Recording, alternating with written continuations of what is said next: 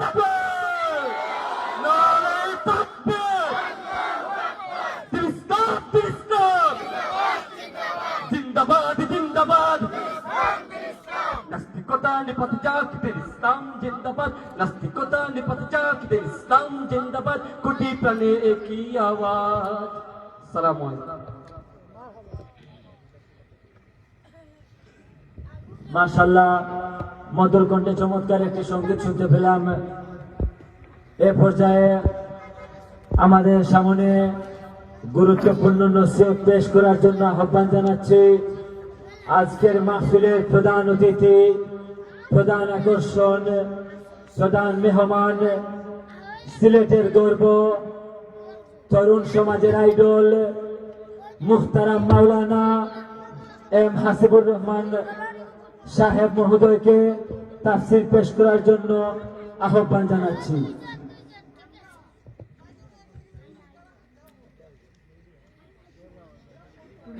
السلام عليكم ورحمة الله وبركاته.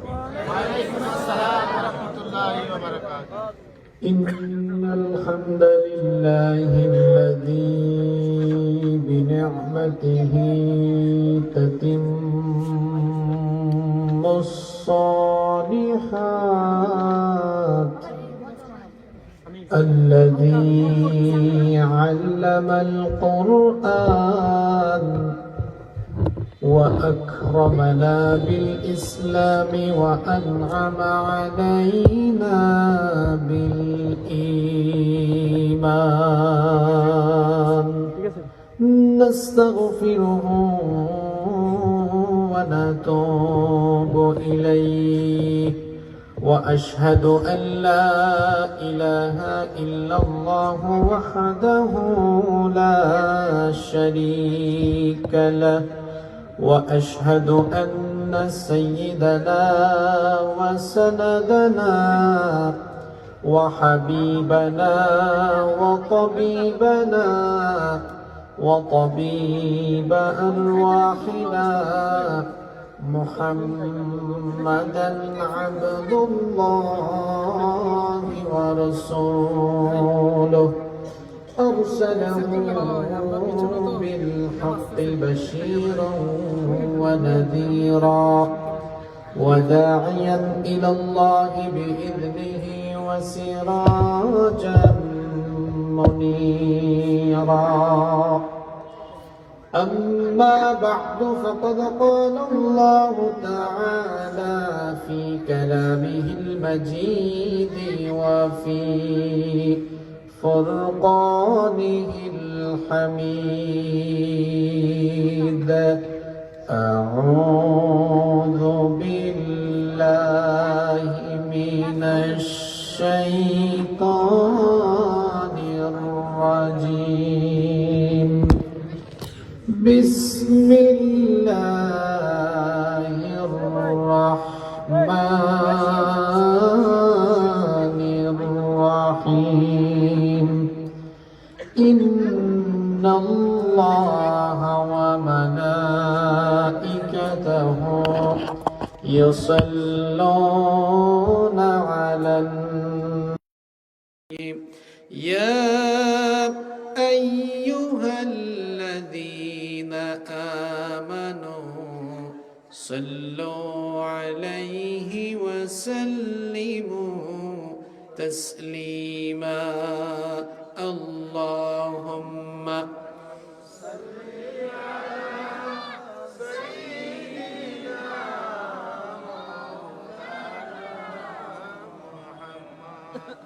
وعلى آل سيدنا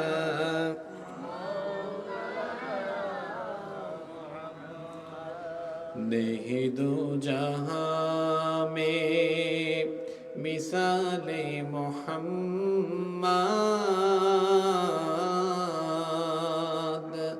जमाले खुदा है कमाले मोहम्मद, नहीं दो जहां में मिसाले मोहम्मद,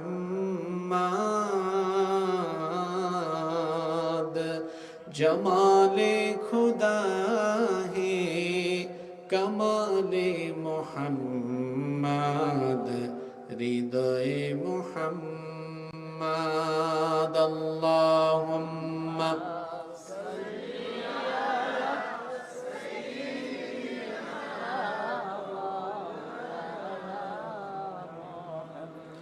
وعلى آله سيدنا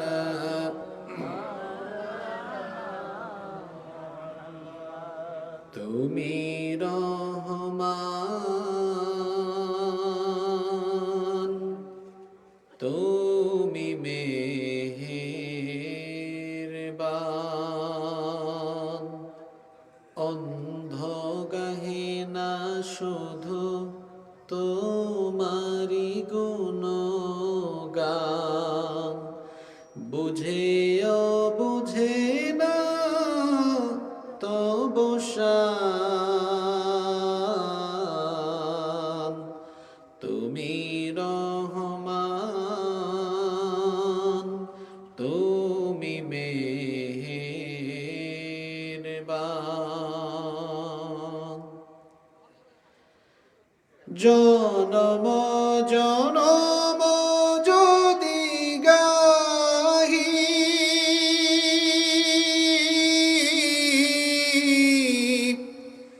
তোমারি মহিমা গাওয়া শেষ হবে নাহি জনম জনম যদি গাহি তোমারি মহিমা গাওয়া শেষ হবে নাহি ভরে অভরে না যেন সাহারায় প্রাণ তুমি রহমান তুমি মেহেরবান তোমারি করুণা ঘেরা সারা দুনিয়া সে কথা ভাবে না শুধু বধির হিয়া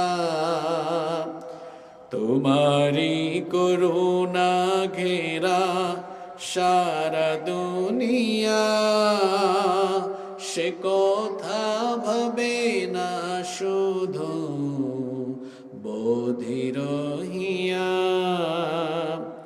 অশেষ অসীম অনুপম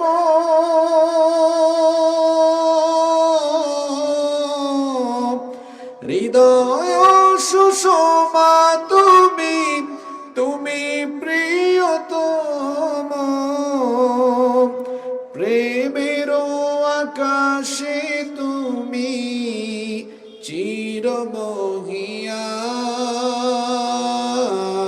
চিরমহিয়ান তুমি রহমান তুমি মেহেরবান কখনো তোমারে যদি ভুলি হেদায়াতের আলো জেলে নিয় কাছে তুলি ঠাই দিও প্রিয়তম ও গো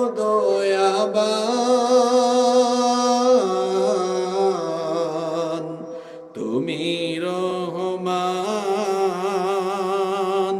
তুমি মেহেরবান অন্ধ গাহে না শুধু তোমারি গুণগান বুঝেও বুঝে না তবু শান তুমি রহমান তুমি মেহেরবান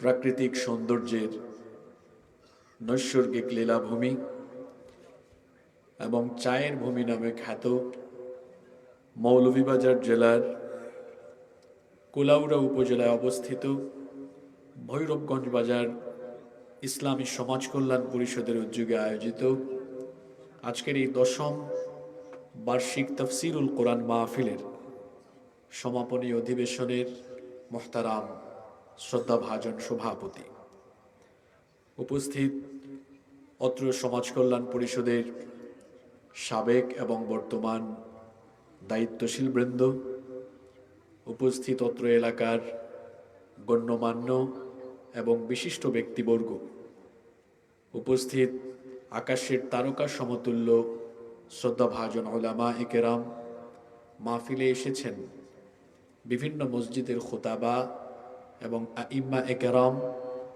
আমার সামনে বসা পিতৃতুল্য সম্মানিত মুরব্বিয়ানে ইজাম, যুগে যুগে আল্লাহর জমিনে আল্লাহর দ্বীন প্রতিষ্ঠায় যারা অগ্রসেনানীর ভূমিকা পালন করেছেন, আমার কলিজার টুকরা প্রিয় যুবক, তরুণ এবং ছাত্র ভাইয়েরা, বাসা বাড়ি থেকে শ্রবণরতার সম্মানিতা মা এবং বোনেরা, উপস্থিত মিডিয়ার প্রিয় কর্মী এবং সাংবাদিক ভাইয়েরা, প্রশাসন এবং গোয়েন্দা সংস্থার সম্মানিত ভাইয়েরা, প্রিয় ভৈরবগঞ্জ বাজার, গৌরীশঙ্কর, কুলাউড়া তথা আমার প্রিয় সম্মানিত মৌলভীবাজারবাসী, আপনারা সবাই কেমন আছেন?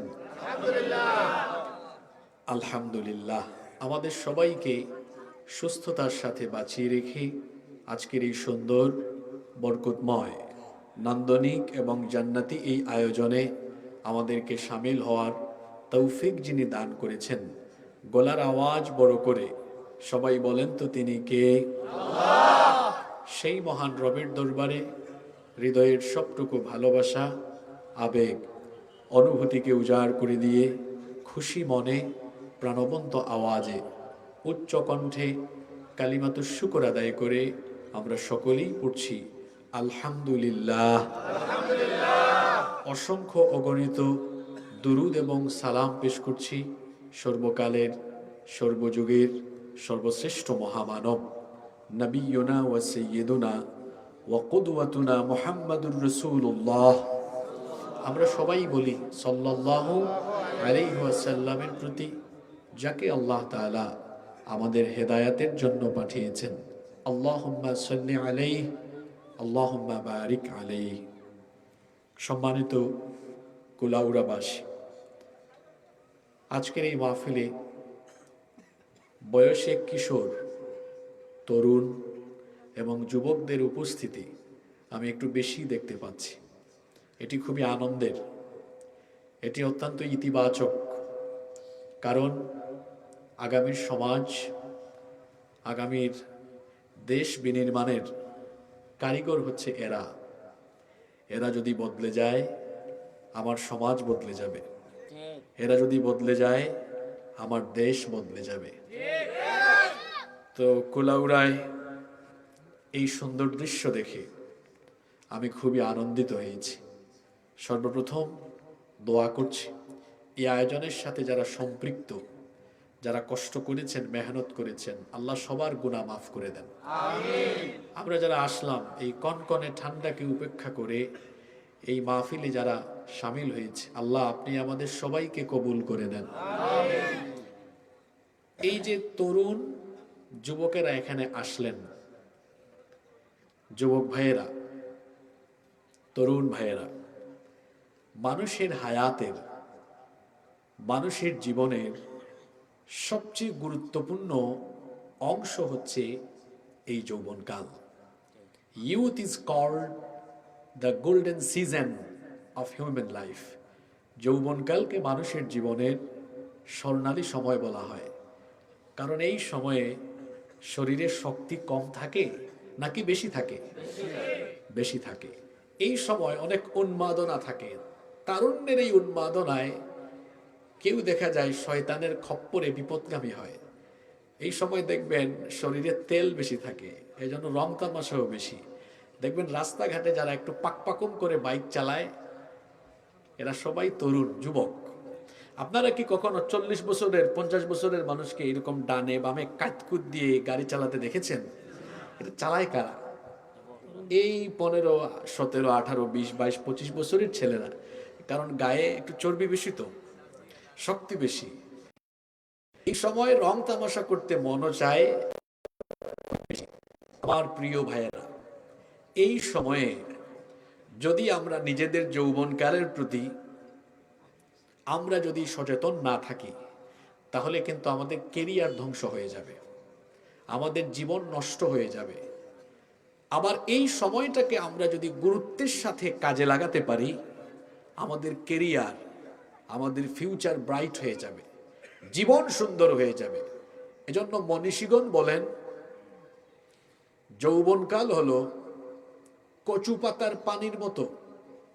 আপনাদের এলাকায় কচু গাছ আছে না নাই? কচু গাছ, এই যে কচুর পাতা, কচু পাতা কি করে বলেন তো? সবসময় এরকম এরকম হেলাধুলা করে। যৌবনকালকে কচু পাতার পানির সঙ্গে কেন তুলনা করা হয়েছে? কারণ কচু পাতার উপরে এই পানিটা টলমল টলমল করে, কিন্তু এটা বেশিক্ষণ থাকে না, কখন যে পড়ে যায় কেউ এটা বলতে পারে না।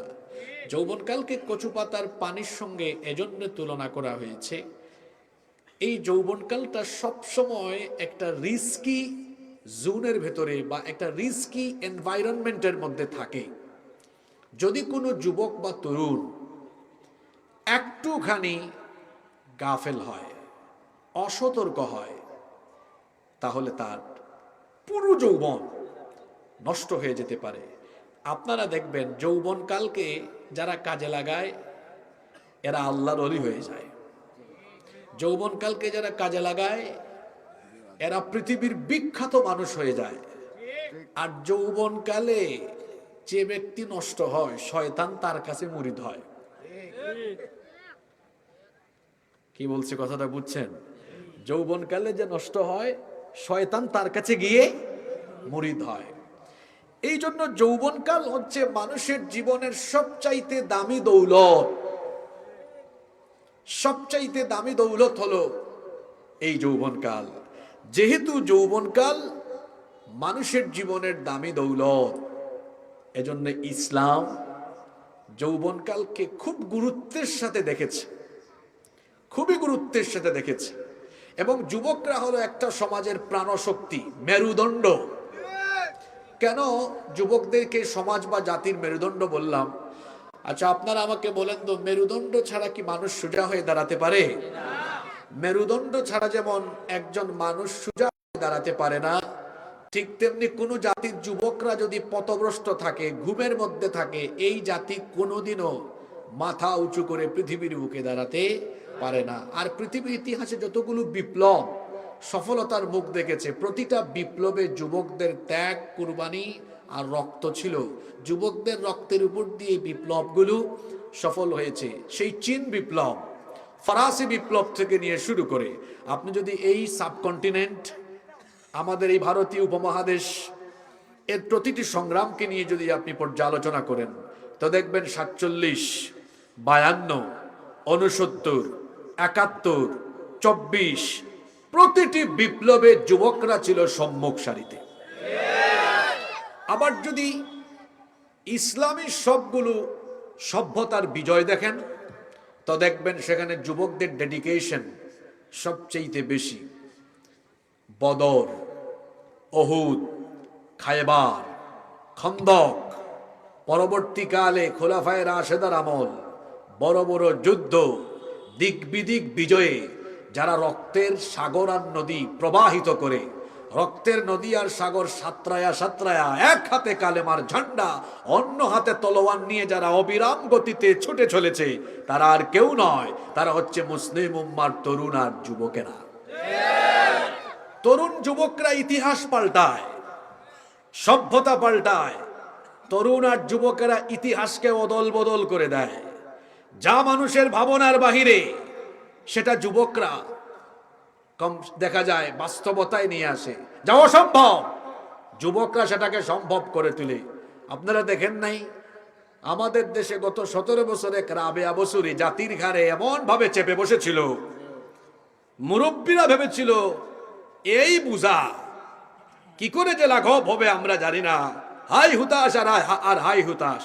জেন জি যখন নামলো তারা বলল যতক্ষণ নাই রাবেয়া বসুরিকে তাড়াবো থামবো না। দেখা গেল রাবেয়া বসুরির সব গুলি বুলেট যুবকদের বুকের উপর চালায়াও। কি সাংঘাতিক ছেলে পেলে এরা, এদেরকে ক্ষান্ত করা যায় না। যত গুলি ছোড়া হয় এদের তেজ যেন আরো তত বেশি বেড়ে যায়। যুবকরা হলো বারুদের মতো, এরা তুফানের মতো। তুফান আসলে বৈশাখ মাসে যেমন গাছের ডালপালা ভেঙে যায়, যুবকরা যখন কোন দিকে ঐক্যবদ্ধভাবে ছুটে যায় তখন সেই জাতির হয় উত্থান নইলে পতন হয়ে যায়। এজন্য যুবকদেরকে আমি বলি এরা টর্নেডো, এরা সাইক্লোন, এরা তুফান, এরা নদীর স্রোত। নদীর স্রোতের সামনে আসলে কিচ্ছু থাকবে, সব ভেসে যাবে। যুবকরা যেদিকে যায় সেই দিক পরিবর্তন হয়ে যায়। আজকের মাহফিলে যুবকদেরকে দেখে আমি বড় খুশি হয়েছি।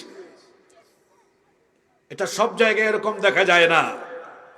যুবকরা কোরআনের দিকে, হাদিসের দিকে, ইসলামের দিকে ধাবিত হচ্ছে। তার মানে হলো যুবকরা এই বাংলাদেশকে একটি দ্বীনের বাংলাদেশ, ইসলামের বাংলাদেশ হিসাবে দেখতে চাচ্ছে। যৌবনকাল এটা যেহেতু মানুষের জীবনের সবচেয়ে দামি দৌলত, এই জন্য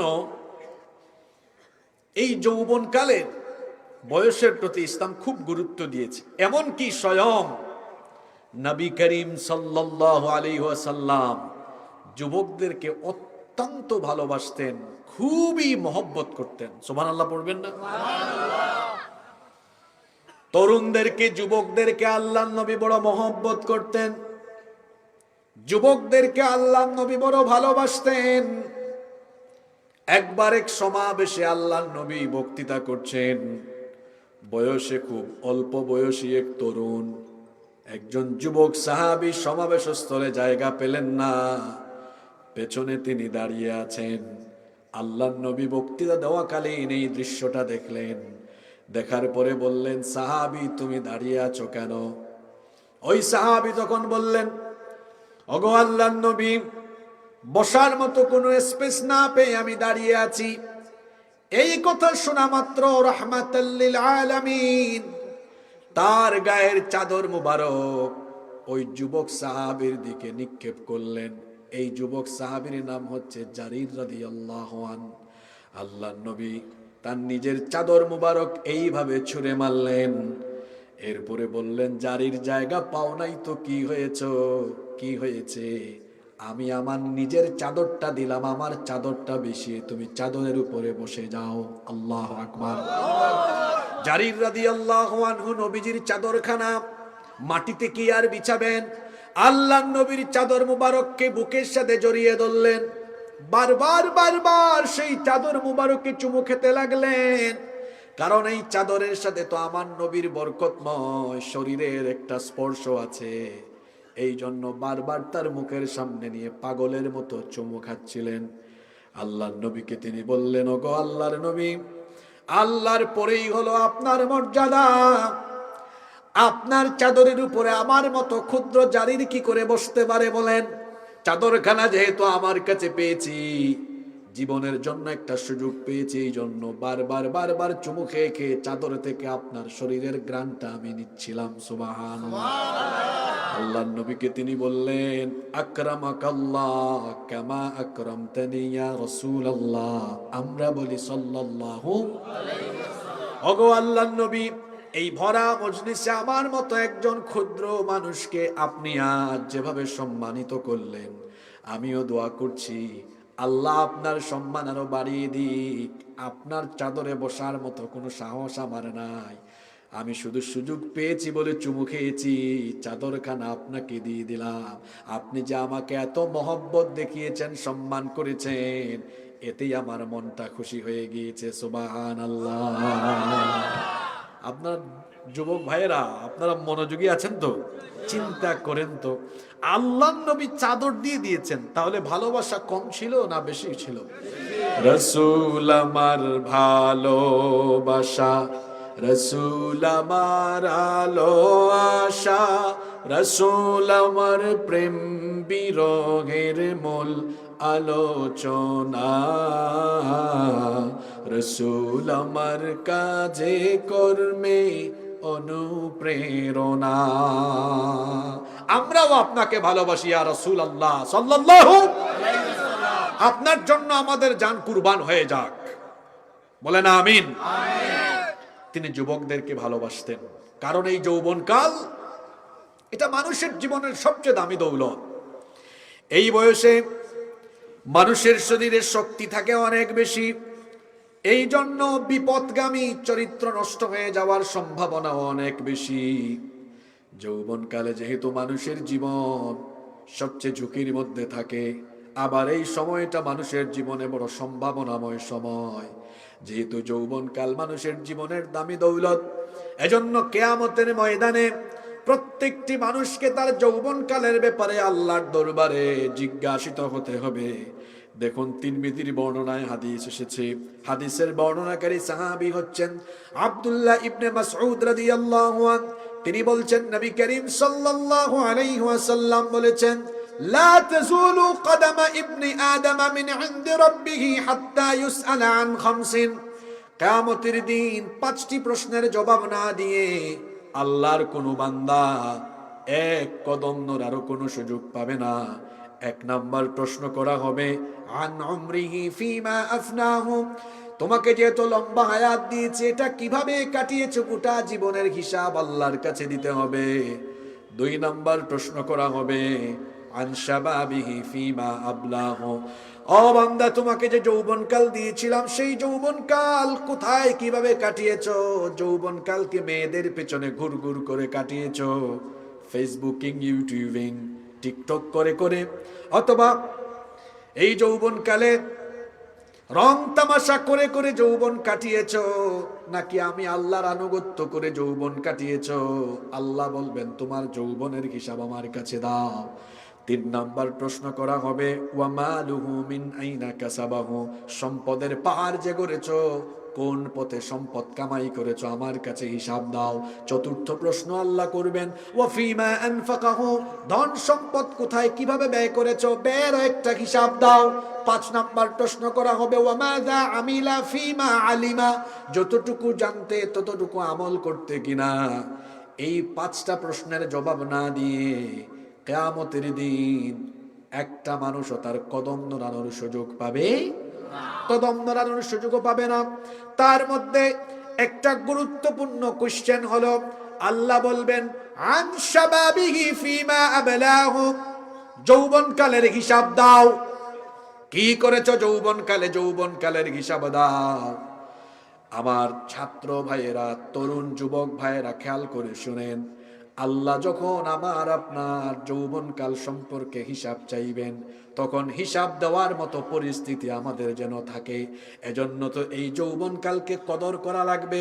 এর কারণে অন্য হাদিসে এসেছে, আল্লাহ নবী বলেছেন, ইগতানিম খামসান ক্বাবলা খামসিন, 5 জিনিসের আগে 5 জিনিসের কদর করো। আল্লাহ নবী বললেন, হায়াতাকা ক্বাবলা মাউতিক, মরার আগে জীবনকে কাজে লাগাও। সিহহাতাকা ক্বাবলা সুকুমিক, অসুস্থ হওয়ার আগে সুস্থ থাকাকালীন সময়কে কাজে লাগাও। 3 নাম্বার হলো শাবাবাকা ক্বাবলা হারামিক, বুড়া হয়ে যাওয়ার আগে যৌবনকালকে কাজে লাগাও। 4 নাম্বার হলো ওয়াগিনাকা ক্বাবলা ফাকরিক, অসচ্ছলতার আগে সচ্ছল সময়কে কদর করো। 5 নাম্বার হলো ওয়া ফিরাগাকা ক্বাবলা শুগুলিক, ব্যস্ত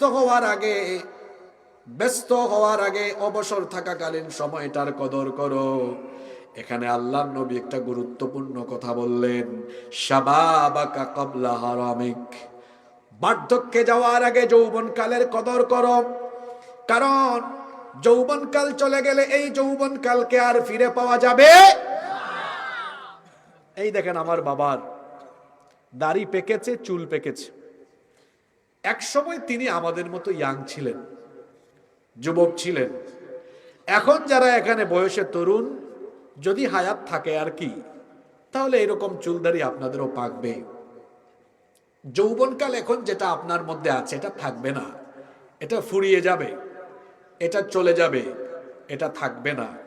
আর যখন এটা চলে যাবে, এটা হারাতে যদিও কেউ চায় না, nobody wants to lose youth time. যৌবনকে কেউ হারাতে চায় না। দেখেন না, অনেক মানুষের চুলদারি হালকা হালকা পাকা শুরু করলে চুলদারিতে কলম মারে, রং করে দেয় না, এটা হারাতে চায় না। কত রকমের প্রচেষ্টা চালায় যে যৌবনকাল ধরে রাখবার জন্য, কিন্তু যৌবনকাল কি ধরে রাখা যায়? জোরে বলে, ধরে রাখা যায়? যায় না, এটা চলে যায়। আর যখন এটা চলে যাবে, আপনি কোটি কোটি টাকা দিয়ে এই যৌবনকালকে আর ফিরে পাবেন না। ফিরিয়ে আনা কি সম্ভব? এই যৌবনকাল আর ফিরে আসবে না। এই জন্য আল্লাহ নবী বলেছেন, যৌবনকাল যাওয়ার আগে এটাকে কাজে লাগাও। How to spend your youth time. তাহলে এই যৌবনকালকে আপনি কিভাবে কাটাবেন, কি করে এর কদর করবেন, কেমনে এই যৌবনকালকে আপনি কাজে লাগাবেন? যৌবনকালকে যদি আপনি সঠিকভাবে কাজে লাগাতে চান, কাজ করার আগে উপলব্ধিটা বাড়ান, চিন্তার জগতে চলে যান, আর বুঝে শুনে আমাকে বলেন তো, আমার আপনার শরীরের শক্তি সামর্থ্য আর এই যৌবন যিনি দিয়েছেন, গলার আওয়াজ বড় করে সবাই বলেন, তিনি কে? আচ্ছা যুবক ভাই হল, আপনারা কষ্ট হয়ে যান নাকি? তা ইনো আমি দেখলাম আমার বাবাও হল, সব মিলাইয়া কয়েকজন আসেন। আপনারা রাগ করবা না যে হুজুর দেখি হবাই গেছেন কি, আপনার ভাই নাই। বাবাও হল, আপনারা ভুয়া বাতি যান যদি ঠিক হয়ে যান, সাবুদ হয়ে যান, আপনারা খুশি না বেজার? আর যুবক ভাই হল একটু তাকুক কাজ, এমন ওয়াজ শুনবা যা আগে শুনছুন না, ঠিক আছে নি?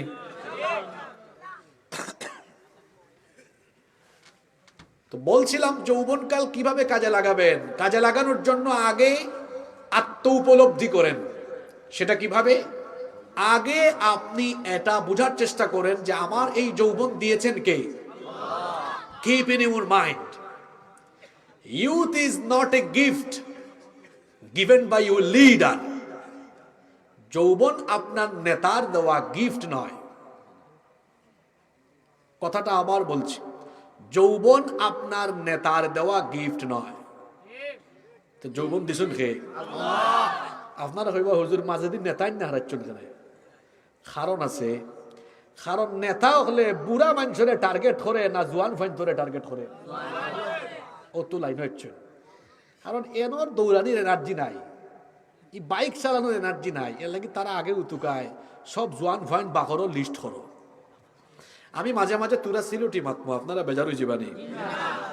আমি মাসও 2-3 দিন সিলেট আমার একটা সুযোগ পাই, ওই সুযোগের আমিও খামো লাগাই। তুরা বেজার হয়ে যান আপনারা না? আপনারা তো সাইন খালি ডাকাইয়া হুজুর হইতা হলা মাত্তা হিলা তো আমরা ভারী। এখন নিজের এলাকার মানুষের সামনে নিজের ভাষায় তুরা তুরা মাথার মাঝে একটা মায়া আছে, মজা আছে। এর লাগি মাঝে মাঝে দেখা যায় যে 1-1.5 ঘন্টার ওয়াজ করলেও তুরা 10-15 মিনিট আমি মাঝে মাঝে মাতিলাই। আপনারা বেজার হইতা না তো? নেতার প্রসঙ্গে হারাইছে এখানে। কারণ নেতা হলে তারা নেতৃত্ব দূরে রাখার লাগে বুড়া মানুষের টুকায় না, তারা জোয়ান ফাইন ধরে টুকায়। টুকাইয়া হকলটিরে দলা করিয়া দেখো কাকিলা লাইন হলে ফকটো 1000-2000 টাকা হারায়। নাইলে পদ পদবীর লুপ দেওয়ায় দিবনে বা সামনে কমিটির পদ, বুঝছেন না? ও তার তামসা করিয়া আর লইয়া গেল গি, লইয়া গিয়া কিতা করলো, অনুকা বাই হল, যুবক বাই হল, অনুকা আমি তো আপনার আল্লাহ খানো, ঠিক না? নেই অসান্তা বুঝবার চেষ্টা করুক কারে বাবাই। এর বাদে কিতা করাইল, বাইকুক লইয়া যাও, খরে দি আর ফিসি দি, সামনে দি আর খরে দি, এবলা আরম্ভ করলো সুডাউন।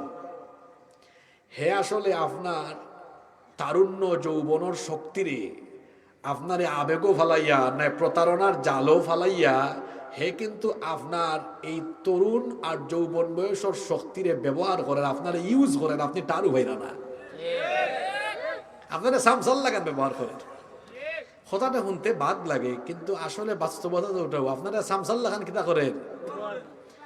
এখন জুড়ে হৌকা এই যৌবন আল্লাহ দিছেন, কোন নেতা আর নেত্রীর সামসামি করবার লাগে না কিতা? আমি তো আপনার আল্লাহ খান জোয়ান, আমার তো আব্বা ডাকলেও আমার নিতে পারতো না, পয়সা তো দূরের কথা, আব্বা ডাকলেও নিতে পারতো না। এখানে আমার শরীরের যৌবন, শক্তি, সামর্থ্য, গলার আওয়াজ, শরীরে যে ঘাম বারোয়, এই প্রতি ফুটা ঘাম তো মূল্যবান। এই ঘাম, শক্তি, সামর্থ্য, রক্ত ওটা দিচ্ছেন তোমার লাগান নেতা নেত্রীর সামসামি করবার না নেই। আমি অত একবারে বুকার স্বর্গ বসবাস করি না। আমার তারুণ্য, আমার যৌবন, আমার ঘাম, আমার রক্ত, এটা কোনো নেতা নেত্রীর চামচামি করে দিব না। যদি দিতেই হয় তাহলে আল্লাহর জমিনে আল্লাহর দিন কায়েমের জন্য আমার যৌবনকে উৎসর্গ করে দিব।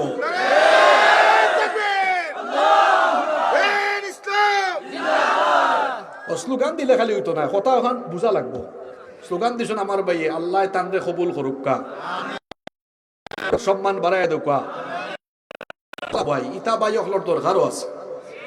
ঠিক আছে নানি? কারণ স্লোগানোর আগ্রহ তো সবর হয় না, মাহফিলও খার বেশি আগ্রহ হয় জানো নেই, যার ভিতরে ইমানি জজবা বেশি। ঠিক আছে নানি কথা? খেউর দেখা যায় চার্জ একবারে কমে গেছে, আর খেউর চার্জ ফুরাই হয়। কথা ঠিক আছে নানি? অনুকা ও যে আমি কথা খানান কইলাম, কেন বড় বাস্তবিক কথারে বায়ু হল, যুবক তরুণ বাই ছাত্র বায়ু হল, ইউ হ্যাভ টু পার্সোনালিটি। আপনার মাঝে ব্যক্তিত্ব থাকা দরকার আছে। বি এ প্রেস্টিজিয়াস পারসন, ব্যক্তিত্ববান হন। আপনার যৌবন, তারুণ্য, এটা আরেকজনের নেতৃত্ব ক্ষমতার সিঁড়ি হিসাবে যেন ব্যবহার না হয়। তাহলে কিভাবে আমি আমার যৌবন কাটাবো? কোরআন হাদিস যেদিকে, ইসলাম আছে যেদিকে, আমরা আছি নমাজ নাই, কুন্তা নাই, বেনামাজি, বেদিন, গাঞ্জাকুর, সুদ, ডাকাত, দুর্নীতিবাজ, ইতার লগে গিয়া আমরার কোনো লাভ আছে নি? যুবক ভাই অকল হোক, লাভ আছে নি? এক বেটা হামাইছিল আতরের দোকান, আতর আতর কিনছে হচ্ছে না, ওলা 10 মিনিট রইছিল আতরের দোকানও। এখন আতরের দোকানে কেউ যদি 10 মিনিট থাকে, এ আতরের দোকান থেকে বারোই আইলে লগে কিতার গন্ধ করবো। আরো বেটাই বিড়ি খায় না, কিন্তু রাস্তাত ভাইছে বিড়ি কুরল লাগাল আর আজ্জা করে ধরছে, আল্লাহ রে বাবা, অনেকদিন বাদে দেখা হয়েছে, যাও ছাই নেবলা। এই বিড়ি করে যে খুলাখুলি করলো, এখন লগে কিতার গন্ধ হয়ে যাব। আচ্ছা, বিড়ি সিগারেট কেউ খাইলে রাগ করে না জানো? ইটা না খাও বালা, ইটা খাইলে তো নিজের বউও দাম দেয় না, হর তোমার লগে গন্ধ করে। ঠিক আছে না? যেটা খাইলে গন্ধ, ইটা খাই আর কোনো দরকার আছে না? হোক আছে আপনার আবার রাগ করিলেন না, খালকু আবার ইসলামী সমাজ কল্যাণ পরিষদের বাই হলে ধরেন না, ধরে কয় থেকে হুজুর আনছো, সব আমরা বিরুদ্ধে ওয়াজ হয়ে গেছে। আচ্ছা, এখন ওকা এটা একটা উদাহরণ দিলাম। আতরের লোকে থাকলে আতরের গ্রান, বিড়ির লোকে থাকলে কি তার গ্রান? এই কথা ইকসান খেনে কইছি নৌকা। আতরের লোকে থাকলে যারা আতরের গ্রান, ঠিক ওলা ইসলাম ওয়ালা দিন মানে, ইসলাম মানে, উলামা মাশায়েখ, পীর মাশায়েখ, বালা বালা মানুষের লোকে থাকলে তারার বালা বালা খাইসলত গুলা ইয়ার নিজের উপরে আসর ফলবার। বেনামাজি, বেদিন, যারা মধ্যে দিন নাই, যারা ইচ্ছা মতো চুরি ডাকাতি দুর্নীতি করে, তার লোকে থাকলে আস্তে আস্তে আপনারও চুর ডাকাই তোমার সম্ভাবনা আছে। এর লাগি যুবক ভাই হলে কইলাম হয় আলেম হও, নাইলে আলেমর ছাত্র, নইলে আলেমর চাকরি দাও, লগে লগে থাকো। আতরের লগে থাকলে আতর, বিড়ির লগে থাকলে কোনবাই দৌড়াও গিয়া আবার কিজাত স্লোগান মারে, আমার ভাই, তোমার ভাই, অমুক ভাই, তমুক ভাই। আর এমন সামসামি করে, সামসামি হইল 3 ক্যাটাগরির, লোয়ার সামসা, মিডিয়াম সামসা, আপার সামসা। হুজুর ইলা কিলা বাক করলা, দেখেন না নি উফরে দি ছবি এটা লাগাইয়া ফুস্টারও বড় সামসার ছবি উপরে, মিডিয়াম সামসার ছবি মাঝে, লোয়ার লেভেলের সামসার ছবি তোলে দি। ইকান আবার কেউ যেন নিজের খান্দনে না লাগায়। আমি তো এখন নাম হয়েছি না, এখন আমার কথা আপনার উপরে দিয়ে আপনি নিজে টাইম নেন ফেলে। এটা তো আমি বাস্তবতা বুঝাইলাম। আমার ভাই হল, যুবক ভাই হলের হইরাম, আবার হইরাম, এলাকার নিজের শরীরের শক্তি সামর্থ্য ইকসেন মাইন্সের ভিসে দিয়া খরচ না করে, যারা ছাত্র বাইরে পড়াশোনা করো, গবেষণা করো, নিজের কেরিয়ারের উন্নত জায়গাত নিয়ে যাও। আর বালা মানুষের লোকে চলো, যারা নামাজি, যারা দেখলো আজকে কোরআন পড়ছনি, হাদিস পড়ছনি, সাহিত্য পড়ছনি, তাহাজ্জুদ পড়রাইনি, 5 ওয়াক্ত নামাজ জামাতে পড়রাইনি, এরা হইলো আপনার আসল বন্ধু।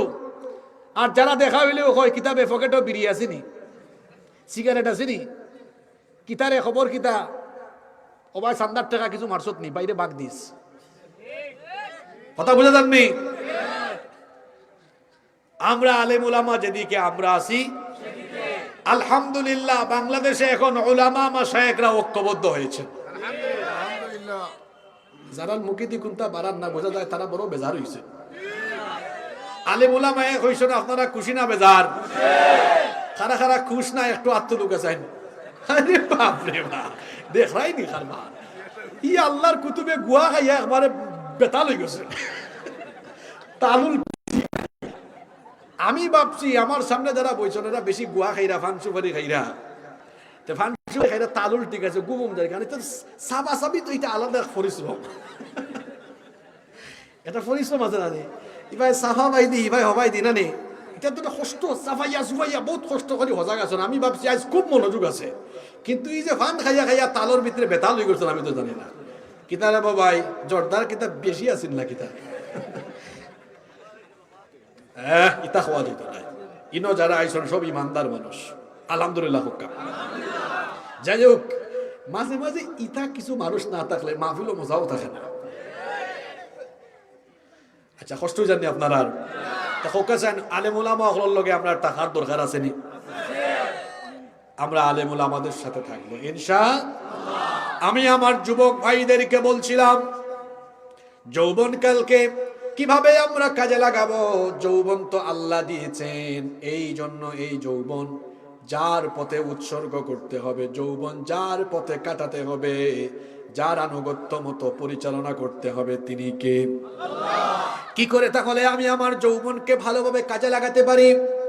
আমার এই যৌবনকালে সবার আগে আমি ফরজ ইবাদতগুলো যত্ন সহকারে আদায় করব। সকল ফরজের মধ্যে ঈমান আনার পরে একজন মুমিনের জন্য প্রধান দায়িত্ব হলো 5 ওয়াক্তের নামাজ। তাহলে আমি আমার যৌবন বয়সে নামাজের প্রতি এমন যত্নশীল হব, 1 ওয়াক্ত নামাজও আমার কাজা হবে না, নামাজ জামাতের সাথে আদায় করব। 1 ওয়াক্তের জামাতও আমাদের কাজা হবে না। কিন্তু দেখা যায় যৌবনের তাড়নায় আমাদের নামাজ কোন দিকে যে চলে যায় তার কোনো খবরও থাকে না। ও আমার যুবক ভাইয়েরা, তরুণ ছাত্র ভাইয়েরা, ঈমান আনার পরে একজন মুমিনের জন্য ফার্স্ট ডিউটি, প্রধান দায়িত্ব হলো 5 ওয়াক্তের নামাজ। এটা এমন এক ইবাদত, আল্লাহর নবী বলেছেন লা সালাতা লিমান লা দীনা লাহু, যার মধ্যে নামাজ নাই তার মধ্যে দিনদারিতা নাই। তার মানে যার মধ্যে নামাজ নাই তার মধ্যে ঈমানই নাই। এই নামাজ হলো এমন এক ইবাদত, সবচেয়ে বেশি সংখ্যক হাদিস যে সাহাবী বর্ণনা করেছেন, সাইয়্যিদুল মুহাদ্দিসিন আবু হুরায়রা রাদিয়াল্লাহু আনহু, এই হাদিসের বর্ণনাকারী সাহাবী, তিনি বলছেন আল্লাহর নবী বলেছেন ইন্না আউওয়ালা মা ইউহাসাবু বিহিল আবদু ইয়াউমাল কিয়ামাতি মিন আমালিহি সালাতিহি, নিশ্চয়ই কিয়ামতের দিন রব্বুল আলামিন মানুষের কাছ থেকে যখন হিসাব গ্রহণ করা আরম্ভ করবেন, সবার আগে আমার রব নামাজের ব্যাপারে হিসাব চাইবেন। তাহলে বলেন তো কিয়ামতের দিন কোন আমলের হিসাব আগে? আরো জোরে বলেন কোন আমল? তাহলে এই আমলের ব্যাপারে আমাদের সবাইকে সচেতন হওয়ার দরকার আছে না নাই? আমার যুবক ভাইদেরকে পা ধরে অনুরোধ করছি, আল্লাহর ওয়াস্তে নামাজ কাজা করবেন না। কারণ নামাজ যারা ছেড়ে দেয় তারা শয়তানকে হাসায়। আল্লাহর নবী বলেছেন ইবলিস কোন সময় সবচেয়ে বেশি হাসে আর কখন সে সবচেয়ে বেশি কাঁদে শোনেন। আল্লাহর নবী বলেছেন যখন ইবলিস কোন মানুষকে সাজদা দিতে দেখে তখন ইবলিস ইরতাজালা শাইতানু আনহু ফায়াবকি, ইবলিস ওই ব্যক্তির নিকট থেকে অনেক দূরে চলে যায়। দূর থেকে ওই ব্যক্তির নামাজের সাজদার এই দৃশ্য দেখে ভয়াবহভাবে সে কান্না করতে থাকে।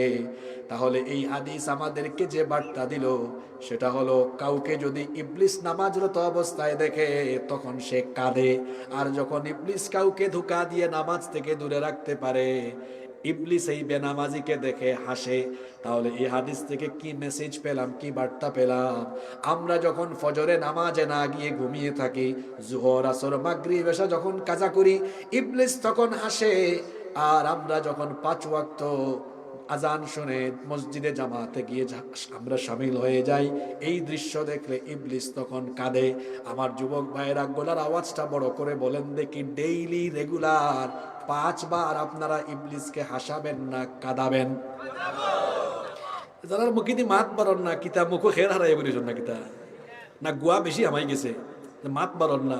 ইবলিস রে আমরা দৈনিক 5 বার আসাইতাম না, খান্দাইতাম। খান্দাইতে হইলে কি তার নমাজ বাদ দিয়া থাকা যাইবনি? খারা খারা নমাজ ছাড়ি দিবা আত্মীয় লোকা। মাশাআল্লাহ, আমরা দেশে ওয়াজ মাহফিল মানুষ বেশি না মসজিদ ও জামাতও মানুষ বেশি? কোন মসজিদে দেখা যায় ফজরের নামাজও ইমাম আর মুয়াজ্জিন আর কেউ নাই। আস্থা পঞ্চায়েতর মানুষে দায়িত্ব দিলাইছেন হুজুর আর মুয়াজ্জিন রে। আপনারা ভরি লোক আমাদের পক্ষ থেকে ওয়াজ শোনা হলো নফল, নামাজ আদায় করা হলো ফরজ। কি করে আপনি ফজরের নামাজ ছেড়ে দিয়ে ঘুমিয়ে থাকেন আমার বুঝে আসে না। ফজরের নামাজটা যে ছাড়লেন, ঘুমের মধ্যে থাকলেন, এই ঘুম আপনার জীবনের শেষ ঘুম হয়ে যেতে পারে। জোহরের নামাজের আগে আপনার দাফন হওয়ার সম্ভাবনা আছে না নাই?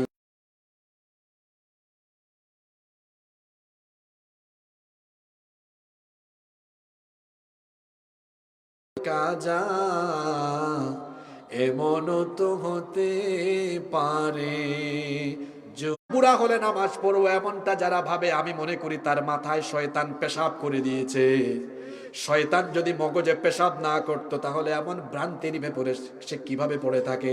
কারণ পৃথিবীতে আসার সিরিয়াল আছে, কিন্তু পৃথিবী থেকে যাওয়ার কোনো সিরিয়াল। আমার ভাই হাদি পরশুদিন দুনিয়া থেকে চলে গেল, গতকাল তার দাফন হলো, বয়স মাত্র 32।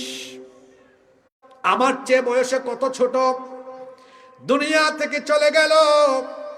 এখানে যত ছাত্র তরুণ যুবক ভাইরা আছেন যারা মনে করছেন হুজুর বুড়া হই, হাতে লাঠি নেই, চুল দাড়ি পাকুক, তারপরে নামাজ আমি ধরবো, এটা একটা সুস্পষ্ট ভ্রান্তির ভেতরে আপনি পড়ে আছেন। আমার ভাইয়েরা, শয়তানের এই খপ্পরে পড়া যাবে না। বরং আজকের এই মাহফিলে এখানে বসেই সিদ্ধান্ত নিন, আর আমি কোনোদিন দরকার আছে না নাই? যুবক ভাইরা কথাগুলো মনোযোগ দিয়ে শুনেন। নামাজ আপনার গুনাহ কমিয়ে দিবে, পাপ কমিয়ে দিবে। একটা সময় আপনাকে গুনাহ, একবারও পেশাব করে পানি নেয় নাই, অসুবিধা নাই, ঠিক বলার দরকার নাই। শুনেন, যা করার করেছি। মনে রাখবেন, আমার আল্লাহর দয়া অনেক বেশি। যুবক ভাইরা, এতদিন যত গুনাহ শয়তানের খপ্পরে পড়ে করেছেন, আজকে যদি এখানে তওবা করেন, তওবার মতো তওবা করলে আপনার সব ভুল ভ্রান্তি মাফ করে যিনি দিবেন তিনি পরিমাণ, আপনার গুনাহ যদি হয় নদীর পানির সমপরিমাণ, আমার আল্লাহর দয়া হলো সাগরের বিশাল জলরাশির পরিমাণ। আপনার গুনাহ যদি হয় সাগরের বিশাল জলরাশির সমান, আমার আল্লাহর দয়া হলো আকাশের সমান। আপনার গুনাহ যদি একেবারে জমিন থেকে আকাশের উচ্চতায় চলে যায়, মনে রাখবেন, আপনার গুনাহ যদি হয় আকাশের সমান, মনে রাখবেন আমার আল্লাহর দয়া করেছেন। এক্ষুনি আজকে এখানে তওবা করেন। যদি জীবনটাকে পরিবর্তনের সিদ্ধান্ত নিয়ে অনুতপ্ত হয়ে অবনত তৈরি করি, আমরা সিদ্ধান্ত নেই আর কখনো নামাজ ছাড়বো না, বরং নামাজের সামনের কাতারে থাকবো। আমরা সামনের কাতারে দাঁড়িয়ে যাব। 5 ওয়াক্তের নামাজকে আমরা জামাতের সাথে আদায় করব। শুধু 5 ওয়াক্ত নামাজ নয়, যুবক ভাই হল কষ্ট জানেন আপনারা, শুধু 5 ওয়াক্ত নামাজ নয়, মনে রাখবেন যৌবনকালে শয়তান এসে আমাদেরকে খোঁচাখুচি করে বেশি।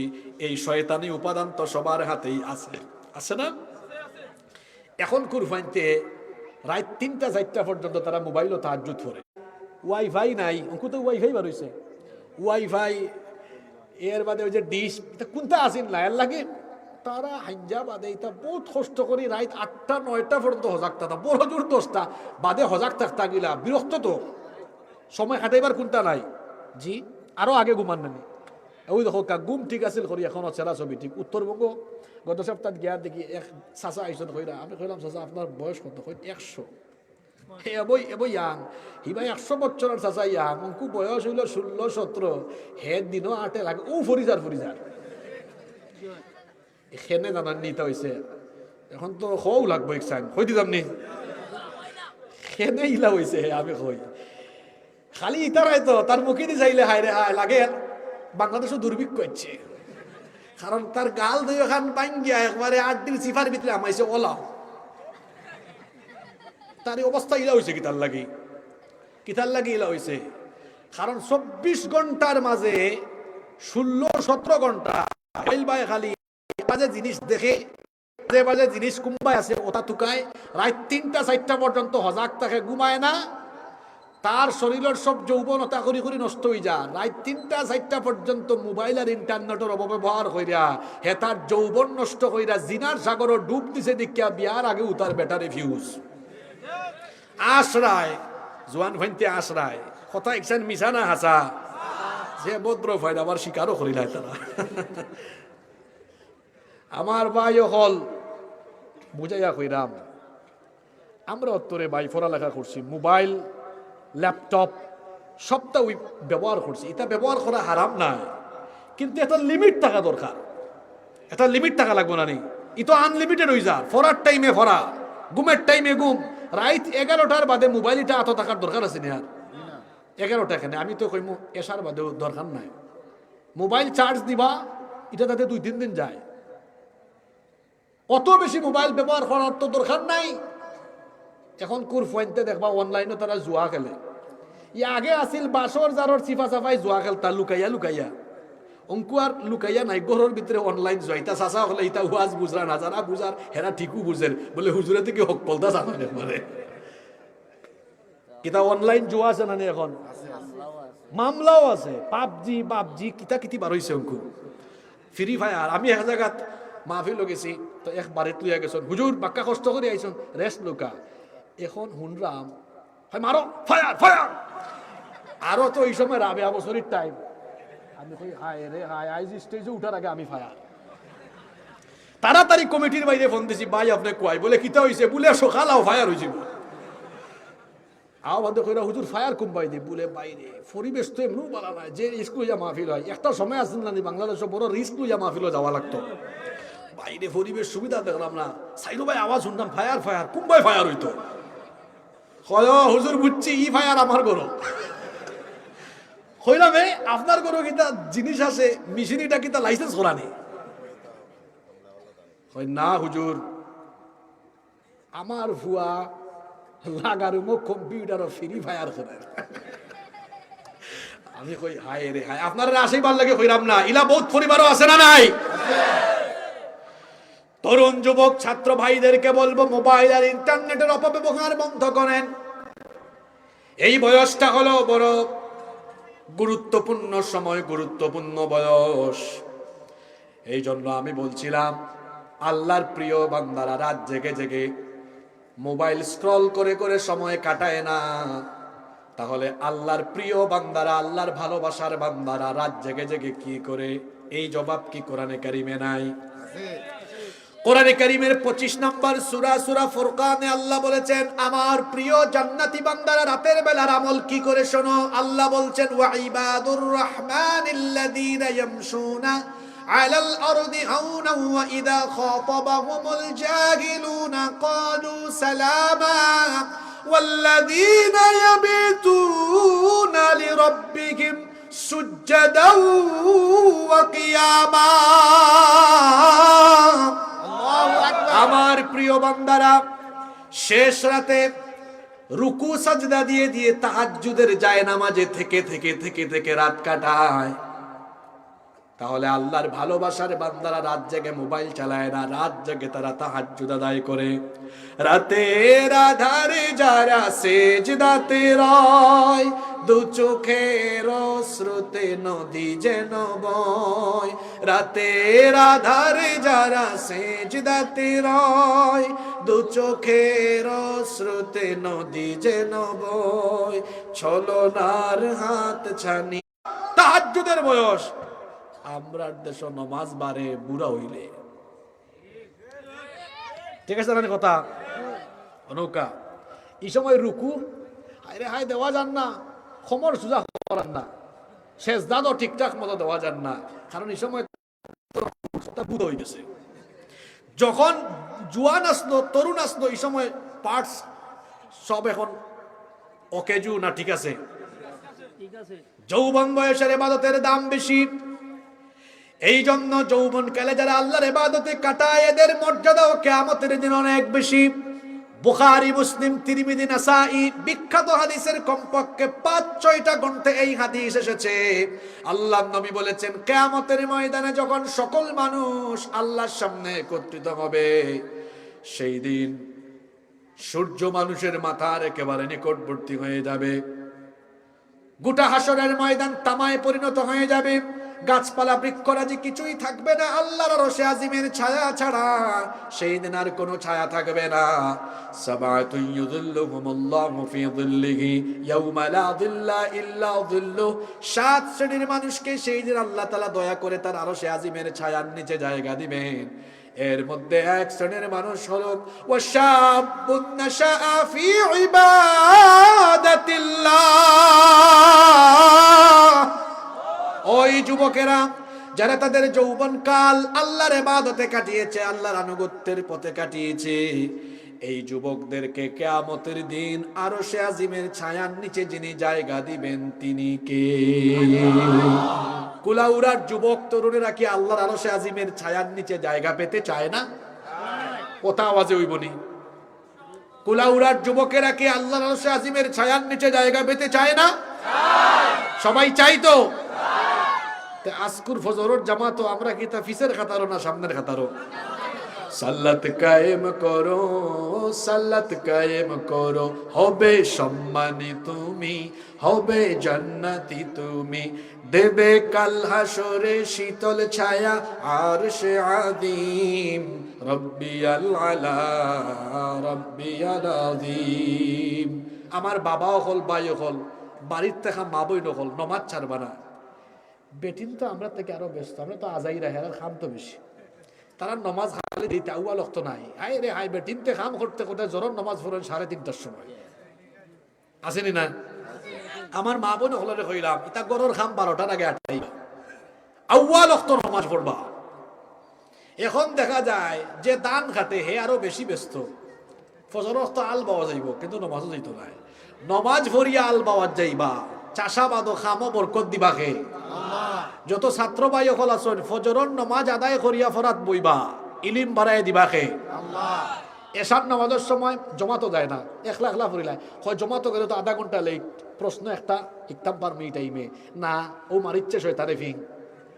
বরং জমাতো যাও, আওয়ার বাদে আবার ফরাত বউ দেখবাই অল্প সময়ে বেশি ফরা শিখতে পারবাই, কারণ আল্লাহ তখন মেধার মাঝে বরকত বাড়াই দিলাইবা। সুবহানাল্লাহ। যার জীবনও নমাজ নাই এর জীবনও কোনো বরকত দেখছেন না। 10 বছর ধরে রিক্সা চালার বরকত তুরকত নাই, থাকতো গিলা এক নমাজও পড়ে না। 10 বছর ধরে লন্ডন থাকেন, বরকত নাই, থাকতো গিলা এক নমাজও পড়ে না।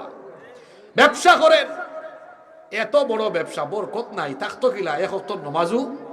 যার জীবনে নামাজ নাই তার জীবনে রহমত নাই, শান্তি নাই, বরকত নাই। নামাজীদের জীবনটাকে প্রশান্তি দিয়ে যিনি ভরপুর করে দেন তিনি কে? এই জন্য যুবক ভাইদেরকে বলবো, যৌবন কালের কদর করতে হলে সবার আগে নামাজের আমল ঠিক করতে হবে, কারণ ঈমান আনার পরে সবচেয়ে বড় ডিউটি হলো নামাজ আদায় করা। যৌবন কালকে কাজে লাগাতে হলে সবার আগে নামাজের আমল ঠিক করতে হবে। নামাজের পাশাপাশি বর্তমান সময়ে যৌবন বিধ্বংসী যুবকদের চরিত্র বিধ্বংসী অন্যান্য যত উপাদান আছে সেগুলো থেকে নিজেকে সেফ রাখতে হবে। যেমন মাদকাসক্ত অনেক যুবকেরা আছে, এরা তাদের যৌবনকে মাদক দিয়ে নষ্ট করে ফেলছে।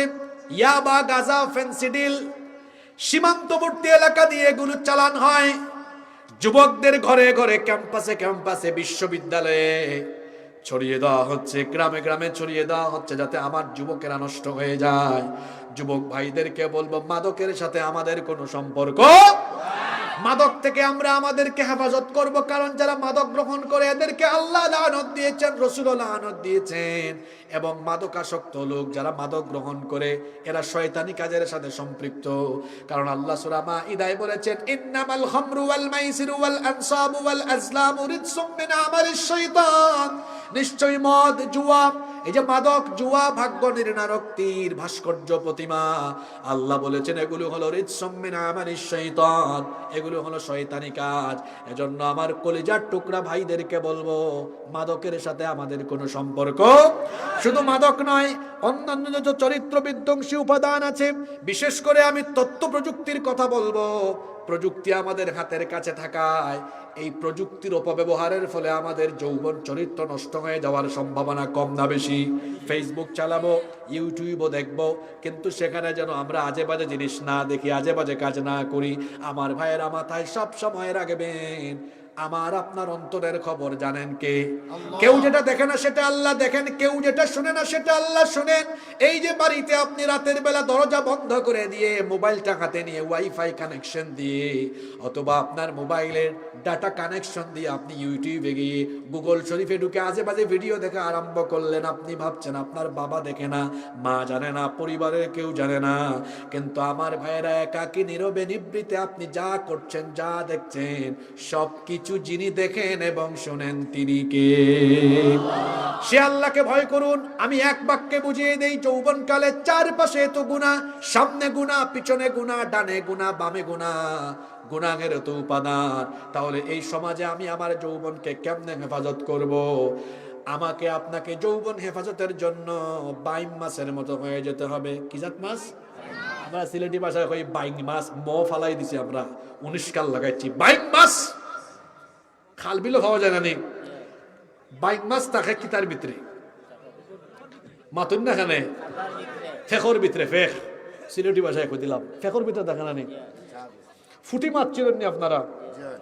ফুটি মাছ খোলের ভিতরে রাখলে দেখবা তারপরেও কিছু কিছু ময়লা উইলা তার শরীরত দেখা যায়, কিন্তু বাইম মাছ 2 হাত ফেকর ভিতরে।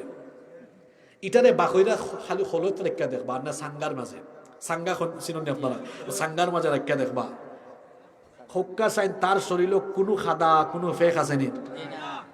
চিন্তা করুক কাছান আসিল কোনানো ফেকর ভিতরে, কিন্তু তার শরীরে কোনো ফেক। আমি এই বাইক মাছের কথা আনছি এখানে। বাইক মাছ ফেকর ভিতরে থাকলেও হে জ্বালা তার নিজের ফেক থাকি বাঁচাইয়া রাখে। যুবক ভাই হল, আমরা রে ভাই হল সমাজ বাস করলাম, এটা আখেরি জমানা, এটা ফিতনার জমানা। আল্লাহ রসুল কইছেন কিয়ামতের আগে এই জমানা ফিতনায় ভরা থাকবে।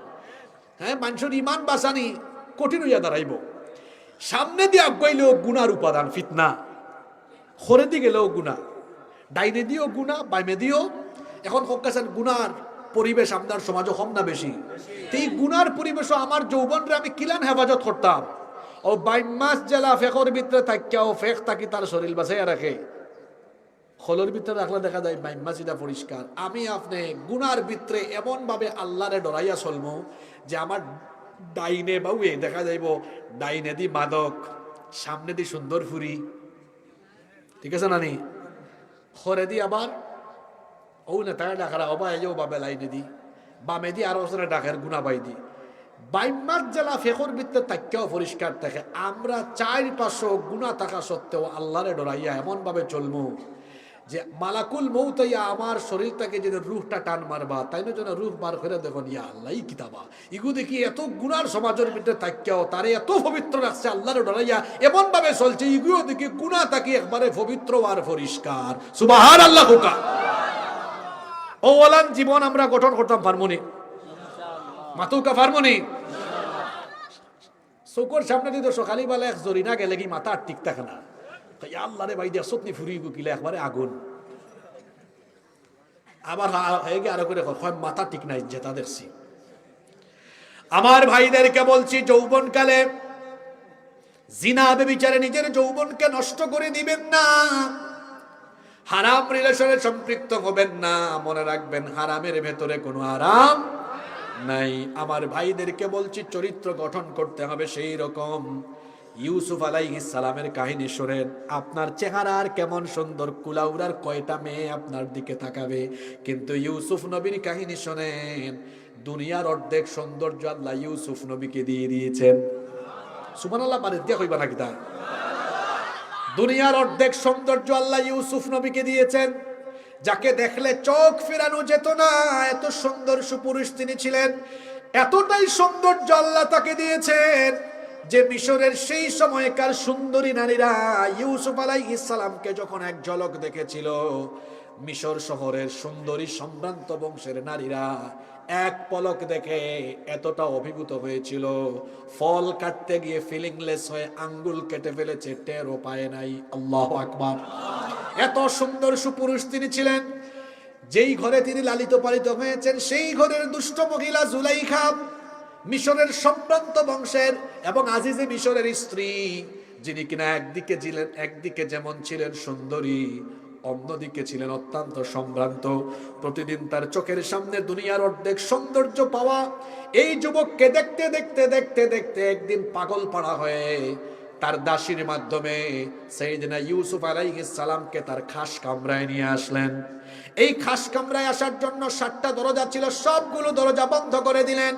সবগুলো দরজা বন্ধ করে দিয়ে তারপরে বললেন, ইউসুফ লাগবে না, ইউসুফ আসো আমার কাছে এসে আমার মনোবাসনা পূরণ করো। তিনি ইউসুফ আলাইহিস সালামকে কুপ্রস্তাব পেশ করলেন। ইউসুফ আলাইহিস সালাম এই প্রস্তাব রিজেক্ট করলেন, প্রত্যাখ্যান করলেন। আর আমাদের যুবকরা তো এমন, আই লাভ ইউ বলতে চায়, আর কোন দিক থেকে উল্টা যদি আসে তাহলে তো মাতাল হয়ে যাবে। আর ইউসুফ আলাইহিস সালামকে এই মহিলা তার খাস রুমে ডেকে নিয়ে এই কুপ্রস্তাব দিচ্ছে, সব দরজা বন্ধ করে দিয়েছে। আল্লাহর নবী ইউসুফ আলাইহিস সালাম আল্লাহকে ভয় করে প্রস্তাবটা ফিরিয়ে দিলেন। এরপরে এই মহিলার ষড়যন্ত্র থেকে বাঁচার জন্য আল্লাহর উপর ভরসা করে, তিনি জানতেন সবগুলো দরজায় তালা দেওয়া, তাও তিনি আল্লাহর উপর ভরসা করে যখন দৌড় দিলেন, আল্লাহ তার নবী ইউসুফ আলাইহিস সালামের উপর খুশি হয়ে সবগুলো দরজা তার কুদরতি ব্যবস্থাপনায় তার জন্য খুলে দিলেন। আমার তরুণ যুবক ভাইদেরকে বলবো, আমাদের চরিত্র হবে এমন, আমাদের সামনে দিয়ে মেয়েরা হেঁটে যাবে কিন্তু আল্লাহকে ভয় করে তাকাবো না, কারণ নিষেধ করে দিয়েছেন কে? সূরা নূরের ভেতরে আল্লাহ বলেছেন, কুল্লিল মুমিনিনা ইয়াগুদ্দু মিন আবসারিহিম।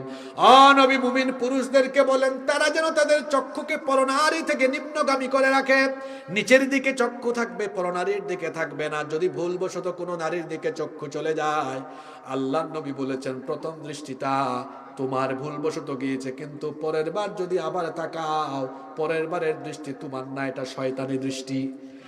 কেউ আবার যেন ভুল না বুঝে, হুজুরের ওয়াজ উন্নয়ছে ফয়লাবার চাওয়া যায়, সবাই চাইলিমু ফয়লাবার, কিন্তু ভুল বুঝছে ওয়াজ, অনিচ্ছাকৃত গেছে কি, আবার যেন না যায়।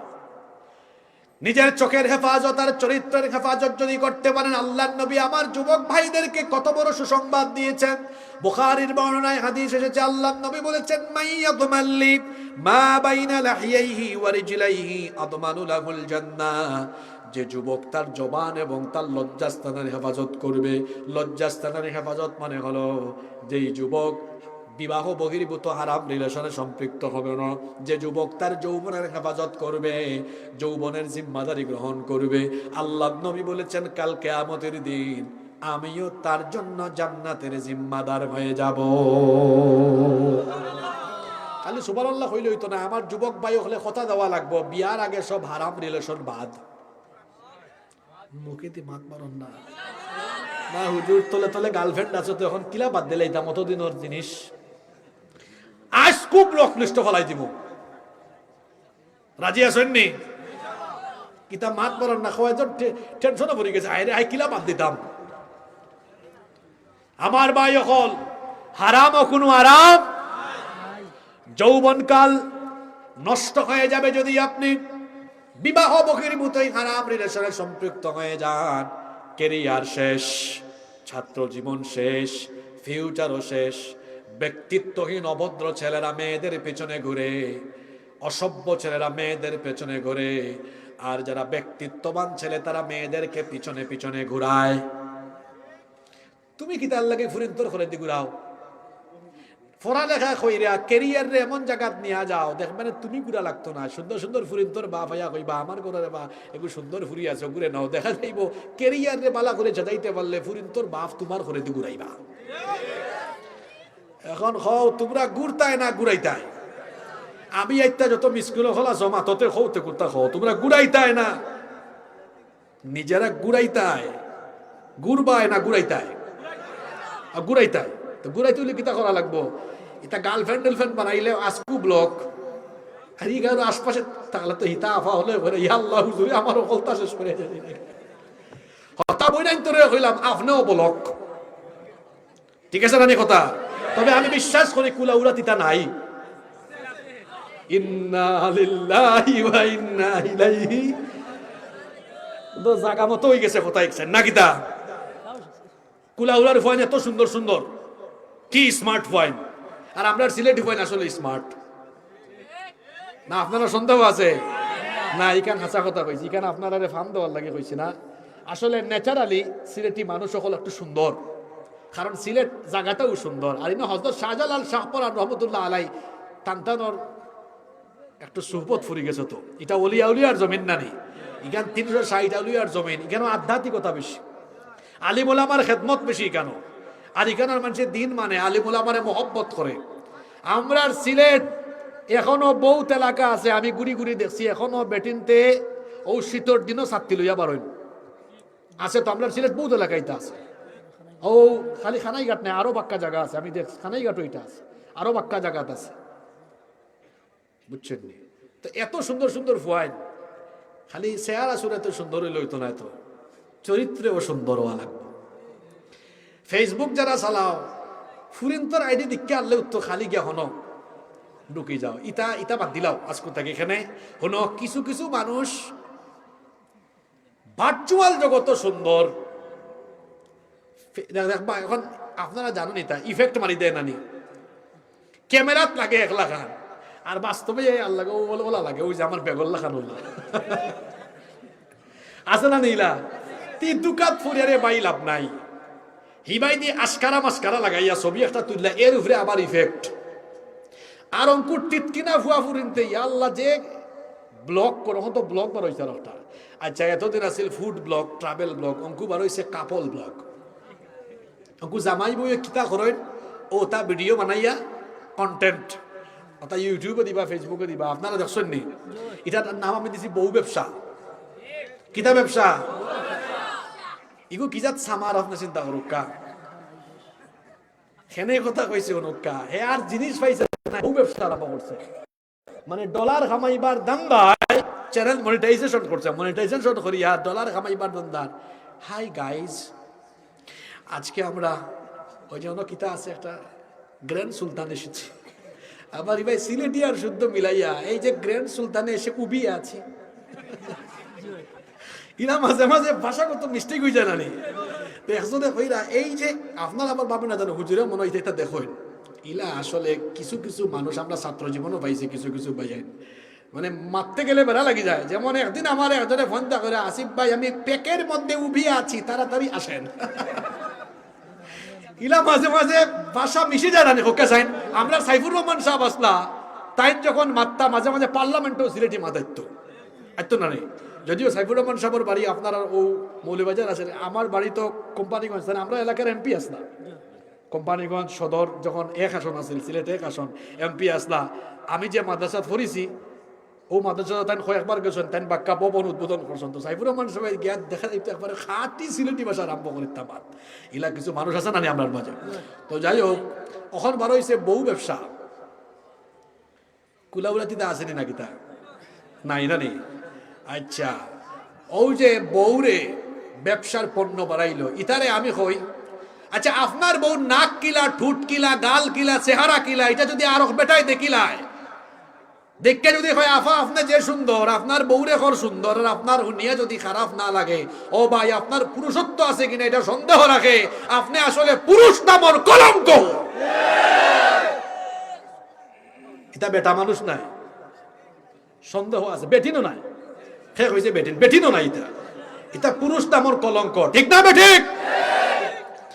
আমার যুবক ভাইদেরকে বলছি, তথ্য প্রযুক্তির এই অপব্যবহার আর ফিতনা থেকে নিজেকে হেফাজত করেন। যারা এখানে লেখাপড়া করেন, পড়ালেখায় মনোযোগী হওয়ার পাশাপাশি 5 ওয়াক্তের নামাজ আর অন্তরে তাকওয়াটা বিল্ড আপ করেন, দেখবেন যৌবনকাল অনেক সুন্দর কাটবে। যৌবনকালটাকে সুন্দর করে কাটান, ন্যায় আর ইনসাফের পথে নিজেকে বিলিয়ে দেন। যেমনি ভাবে আমার ভাই হাদি ন্যায় আর ইনসাফের পথে থেকে দেশপ্রেমে উদ্বুদ্ধ হয়ে দেশপ্রেমে সে জীবনটাকে বিলিয়ে দিয়েছে। আপনারা হাদি চিনেন? হাদি আসলে তার বাবার নাম, কিন্তু তার নাম শরীফ উসমান, শরীফ উসমান বিন হাদি, আমার ভাই উসমান। আরে এই লোকটারে আসলে মরার পরে আমরা মূল্যায়ন করলাম, আগে মূল্যায়ন করতাম পারছি না। আমরা মাতুকা মূল্যায়ন করতাম পারছি না। যুবক ভাই হলে মাতুক আছেন আমার লগে, প্রতিটা বক্তব্য আপনারা হয়তো এখন ফেসবুকে দেখরা, কি ছেলে, কি দেশপ্রেমিক, মুখো যা ভিতরেও। আহা আমার ভাই উসমান আজকে 10 দিন হয়ে গেছে, এখনো পর্যন্ত অপরাধী গ্রেফতার করা হয়েছে না। স্বরাষ্ট্র উপদেষ্টা অথর্ব অযোগ্য অপদার্থ হয়েছে কিতা হয় আমরা যদি অপরাধী দৌড়া ইত্যাদি ভারতে 50 লাখ টাকা দিব। আচ্ছা অপরাধী যদি দৌড়িয়া দেওয়ার দায়িত্ব আমরা দিয়ে হয় DGFI NSI CID police RAB DB তার খাম খান কিতা। আজকে 10 দিন হয়ে গেল আমার বাইর খুনির এখানে এখনো গ্রেফতার করা হয়েছে না। প্রত্যেক বাহিনীর প্রধান হলরে অবশ্যই জবাবদিহিতা আনা দরকার।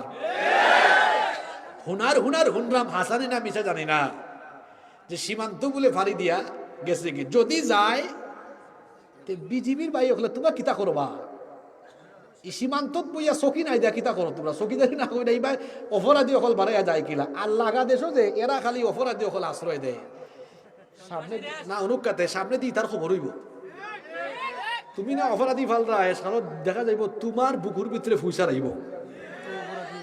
এরা অপরাধী লালন পালন কইরা প্রমাণ দিছে আসলে এই দেশটা একটা সন্ত্রাসী দেশ, এটা সন্ত্রাসী রাষ্ট্র।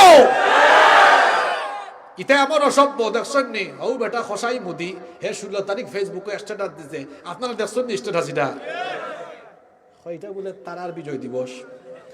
এক গরর বেটি একটু তুরা বেমার হয়ে গেছেন সালম রান্দা 72 খালি রান্দা এখন তুরা একটু খারাপ লাগে লাগা করার জন্য কইছেন ও ভাবি আয়া তুরা দুইটা লাড়া দৌকা হেন লাড়া দিয়া কইরা তোর ঘরে ইকছে না আমার। এটা একটা উদাহরণ দিলাম। যুদ্ধ করলাম আমরা তারা রায় লাগার দেশ হিসাবে সাহায্য করলো সাহায্য করে এখন এখন বলে তারার বিজয় দিবস। আস্তে আস্তে বোঝা যায় যে ভারত আসলে বাংলাদেশটা সম্মান করে না এবং তারা ব্যবহার করতে তার ইচ্ছা মতো এবং এই দেশটারে তারা তার সেবাদাস বানাইয়া আমরারে তারা তার গুলামির জিনজিরাত আবদ্ধ রাখতে চায়। আমার ভাই উসমান এই ভারতীয় আধিপত্যবাদীদের বিরুদ্ধে ছিল বলিষ্ঠ কণ্ঠস্বর। এজন্য ভারতীয় আধিপত্যবাদীরা ভারতের 5টা গুলামেরা এবং ভারতীয় র এবং দাদা বাবুদের পরিকল্পিত সম্মিলিত ষড়যন্ত্রে আমার ভাইকে খুন করা হয়েছে।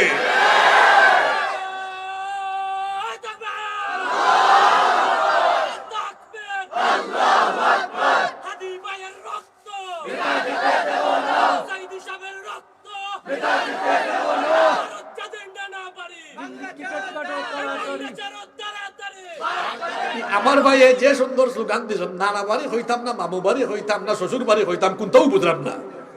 কারণ ইকান খেউর মামু বাড়ি ইকান খেউর নানার বাড়ি আর হুনার হুনার ঘুরি খেউর বলে শ্বশুর বাড়ি। কথা ঠিক না বেঠিক? খেনে হইলাম শ্বশুর বাড়ি রাবেয়া বছরের আমলে একজনে কইসলা যে বাংলাদেশ আর ভারতের সম্পর্ক জামাই বউয়ের মতো। এটা স্বাধীন দেশ, আমরা এই দেশে গোলামের জিঞ্জিরায় আবদ্ধ হয়ে থাকবো না। ভারত আমাদের পার্শ্ববর্তী দেশ, আমরা তাদেরকে সম্মান করব ততক্ষণ, আমাদেরকে তারা সম্মান করবে যতক্ষণ। যদি তারা আমাদের সাথে বন্ধুর মতো আচরণ করে ভারতের সাথে সুসম্পর্ক রাখতে আমাদের কোনো আপত্তি নাই, কিন্তু তারা যদি প্রতিবেশীর জায়গায় বন্ধুত্বের জায়গায় তারা যদি প্রভুত্ব কায়েম করে আমাদেরকে তাদের গোলাম বানাতে চায়, তাহলে এদেশের একজন মানুষও তাদের এই গোলামিকে মেনে নিবে না। এই আধিপত্যবাদ এই দেশে মেনে নেওয়া হবে না। আর ভারতের যত গোলাম খোলা সবা শুনিলাও আমার মাত, যারা স্বপ্ন দেখায় যে আবার আমরা কোনো মতে ভারতীয় আধিপত্যবাদ কায়েম করবো, ইটা স্বপ্ন দেখতে দেখতে তোমার তার স্বপ্ন দুষ হইয়া এই স্বপ্ন এখান দুঃস্বপ্ন হয়ে যাব। কোনদিন আর ভারতীয় আধিপত্যবাদ এই বাংলাদেশের 1 ইঞ্চি জমিনের উপরে কায়েম করতে দেওয়া হইতো না। আমার ভাই হাদি, আমার ভাই উসমান শহীদ হইছে, কিন্তু এই যে আমার সামনে বয়া যত তরুণ যুবক, এটা জেন জি, এরা পালস আপনারা বুঝছেন না, এরা একটু একরুকা টাইপের, যেখান বুঝছে বুঝছে কিতা ভাই হল ঠিক নি কথা। দেখি আমার ভাই হলে একটু মাথা কেসান চাষা হলে না, ওই যে আমার তরুণ যুবক ভাই, এরা তো আমি সিনিয়রের লগে আমার উঠা বসা চলাফেরা, এরা আমি বুঝি, এরার পালস আমি বুঝি। দেখি আমার তরুণ ছাত্র যুবক ভাই হলে হোসাইন ই দেশও আমরা সেউর গুলামি করিয়া থাক মনি, সেউ গুলামি করাইতে চাইলে ইটা ফোনটা 8 কোটি মাঙ্গিলিবা। না না না, আপনারা আসরা এর পাল চলাও তো, এটা একরুকা। এটা কিতা হয়েছিল ভাষা, একরুকা না এক গুয়ে, যেখান বুঝছেন বুঝছেন, একরুকাও এক দিশা। যারা মনোহররা ই দেশ ভারতীয় আধিপত্যবাদ কায়েম হইবে, এটা বুকার সরকার আছে, বাইরে আইতে ফাইতে সুদা করে ফেলাই দিবা। আপনি দেখছেন না 24 সাল গুলি মারে তারা ওলাও। আমি এক ফুয়ারে পাইছি আগস্ট মাসের 2 তারিখ, ছোট্ট রাস্তাত ফেয়াজি কেরা, বাবা তুমি যে যাও ডরাও না নি গুলি উলি, কয় কিতার গুলি? আপনারা আসরা। আমি অবাক হয়ে গেলাম, কিতা করে? আমি কইলাম যদি গুলি করে করলে করিলাও, জীবন একটা ওয়ান টাইম। এ খাদিরে মারিয়া জেতাই বাবরা ও শেষ সপ্তাহ ঠান্ডা ব্যাকল এই দেশ হাদির মতো আরো কোটি কোটি তরুণ আছে যারা দেশর লাগে জীবন দিব। যদি প্রয়োজন হয় রক্তের নদী আর সাগরে আমরা সাঁতার কাটবো, তাও আমরা এই দেশের 1 ইঞ্চি জমিন কোন আধিপত্যবাদীদের হাতে তুলে দিব না। প্রয়োজনে আমরা শাহাদাতের নজরানা পেশ করব। আমরা শহীদ হতে জানি, কারণ আমাদের সিলসিলা হলো শাহাদাতের সিলসিলা। আমাদের পূর্বসূরীরা বদর, উহুদ, খায়বার, খন্দক পেরিয়ে রক্তের নদী আর সাগর সাঁতরিয়ে ইনসাফের ঝান্ডা নিয়ে সম্মুখ ভাগে এগিয়ে গিয়েছেন। তাদের উত্তরসূরি আমরা। আমাদেরকে হুমকি ধামকি, গুলি, রকেট, বোমা এগুলো দিয়ে আমাদেরকে থামানো যাবে না। হয় আমরা শহীদ হয়ে যাব, নইলে আমরা ইনসাফের ঝান্ডাকে সমুন্নত করেই রাখবো। আমরা থামানোর শক্তি আসেনি, সাউন্ড তো কমে গেছে, আসেনি। আমরা কিতা কইছিলাম? আমরা তুফান। আমরা কিতা? আসলেও আমরা তুফান। আমরা তুফান, আমরা টর্নেডো, আমরা সাইক্লোন, আমরা দুর্বার, আমরা দুরন্ত। আমরা যেদিকে যাই সেই দিক বিজয়ের ধ্বনিতে ধ্বনিত হয়। যারা ভাবছা যে এটা সপ্তাহ ঠান্ডা হয়ে যাব, ঠান্ডা হইতো না, আরো গরম হইব। যুবক ভাই হলে হোক্কা, আমরা এই দেশটারে বদলাইতাম চাইনি। দেখলানি 54 বছর ধরে কিতাওর, হায় রে হায়, আমরা দেশ খালি করে দি যা। মাঝে মাঝে দেশের বাইরে জায়গা থেকে সব আগ্রহ যারা, আমরা খালি রাস্তা এখন হয় আধা ইঞ্চি লেফে, 1 ইঞ্চি লেফে, 6 মাস বাদে যায় কি সুর হল চুরি ডাকাতি করি আমার দেশটারে শেষ করা হয়েছে। আমরা দেশের সম্পদের অভাব নাই, খালি বালা মানুষের অভাব। সম্পদের অভাব আসেনি। এই কুলাউড়া ছাইরে খালি চা বাগান। আমার সিলেট আছে গ্যাস, আছে পাথর, আছে চা।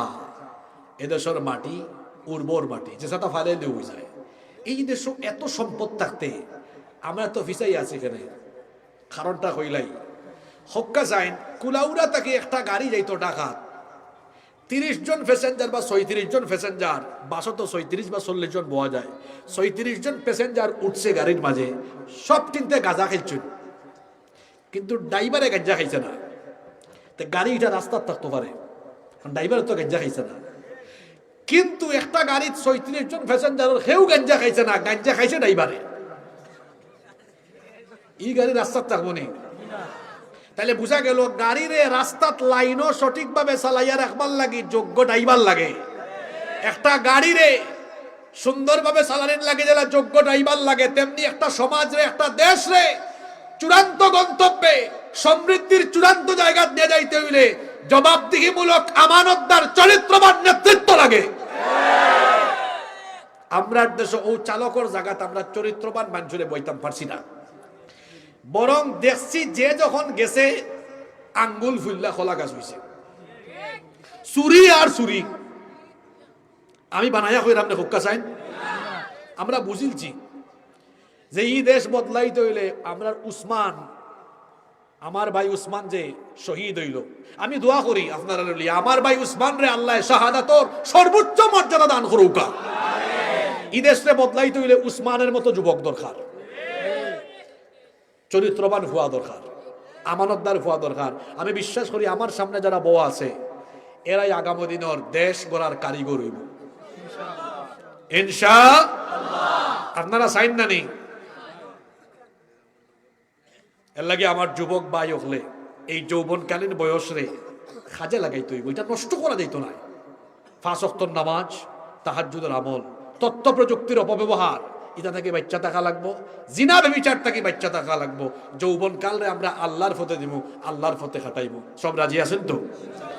আল্লাহ আমরা সবরে তৌফিক দান করুক, হোকা আমিন।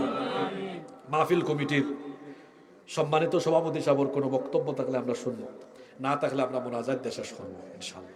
আপনাদের কোনো বক্তব্য আছে? আমাদের সভাপতি ভাই, আপনারা তো সভাপতি পেয়েছেন, খুব যোগ্য একটা ছেলে, ঢাকা বিশ্ববিদ্যালয়ে পড়ে, খুব মেধাবী ছাত্র। আল্লাহ তাআলা তার মেধাকে আরো বাড়িয়ে দেন, বলেন আমিন। এই সমাজ কল্যাণ পরিষদকে আল্লাহ তাআলা কবুল করেন। আপনাদের ইন্তেজামিয়া কমিটির কোনো কথা থাকলে আমরা শুনবো, আর যদি না থাকে আমরা মোনাজাতে যাব। বলেন বলেন, কোনো অসুবিধা নেই। জাবি ও দাবি না, সরি আমি ভুল বলেছি, জাবি এবং জাকসুতে আছে আপনাদের এলাকায়। তো দেখেন জাকসুতেও আছে আপনাদের এলাকায়, এমন এমন নেতাও আছেন যারা ইন্টারন্যাশনালিও পরিচিত আছেন না? কুলাউড়া তো খুব বিখ্যাত।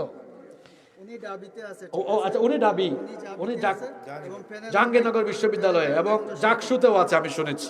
মাশাআল্লাহ, আল্লাহ এই দুইজনের মেধা যোগ্যতা বাড়িয়ে দেন এবং আগামীর বাংলাদেশকে বিনির্মাণ করার জন্য আল্লাহ দুইজনের দক্ষতা যোগ্যতা আল্লাহ বাড়িয়ে দেন। আমাদের বাকি অন্যান্য বিভিন্ন পদের সদস্যবৃন্দ সবাই মোটামুটি একই কালারের পাঞ্জাবি পরে, মাশাআল্লাহ, সবাই এক কালারের পাঞ্জাবি পড়েছে, খুব সুন্দর লাগতেছে। আগামী দিনে মানবিক, সামাজিক এবং দিনই এই ধরনের কাজকর্ম আঞ্জাম দেওয়ার তৌফিক আল্লাহ তাদেরকে দান করুক। আপনারা একজন কিছু বলেন সবার উদ্দেশ্যে, তারপরে আমরা সবাইকে নিয়ে মোনাজাত করব ইনশাআল্লাহ। আসসালামু আলাইকুম ওয়া রাহমাতুল্লাহ। হুজুরকে অসংখ্য ধন্যবাদ পক্ষ থেকে, আর সবাইকে ধন্যবাদ শোনার জন্য। আর আমাদের সংগঠন নিয়ে কথা বলার জন্য অনুরোধ করছি।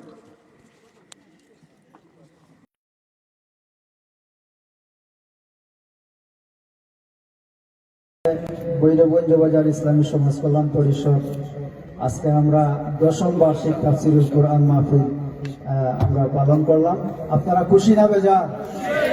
আলহামদুলিল্লাহ, আপনাদের সার্বিক সহযোগিতায় আমরা এই মাহফিল করতে পেরেছি, সেজন্য আল্লাহ তাআলার কাছে আমরা লাখো কোটি শুকরিয়া আদায় করছি এবং আপনাদের সার্বিক সহযোগিতা অব্যাহত রাখবেন ইনশাআল্লাহ।